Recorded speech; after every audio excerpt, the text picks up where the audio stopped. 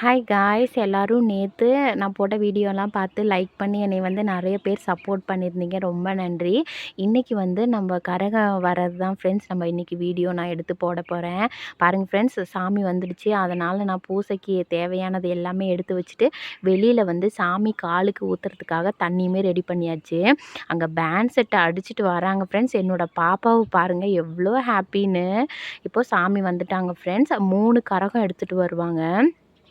எப்படி சாமி ஆடிட்டு வராங்க பாருங்கள் ஃப்ரெண்ட்ஸ். நம்ம வீட்டுக்கு வந்தோடனே சாமி காலில் வந்து நம்ம தண்ணி ஊற்றிட்டு நம்ம விழுந்து கும்பிட்டு பூசை செலவெல்லாம் கொடுத்தோம் அப்படின்னா உடச்சி நம்ம கையில் கொடுத்துருவாங்க ஃப்ரெண்ட்ஸ். அவ்வளோதான். வருஷத்தில் ஒரு டைம் வந்து சாமி வந்து நம்ம வீட்டுக்கு வருது அப்படிங்கும்போது அவ்வளோ சந்தோஷமாக இருக்கும் ஃப்ரெண்ட்ஸ். ஒரு பாசிட்டிவ் வைப் மாதிரி இருக்கும். நீங்கள் எல்லாமே இந்த மாதிரி செலிப்ரேட் பண்ணுவீங்களா அப்படின்னு சொல்லி எனக்கு கமெண்ட் பண்ணுங்கள். புதுசாக யாராவது பார்க்குறீங்க அப்படின்னா சப்ஸ்கிரைப் பண்ணி என்னை சப்போர்ட் பண்ணுங்கள் ஃப்ரெண்ட்ஸ். நம்ம வீட்டுக்கு வந்ததுக்கு அப்புறமா நம்ம வீடு தான் ஃபஸ்ட்டு.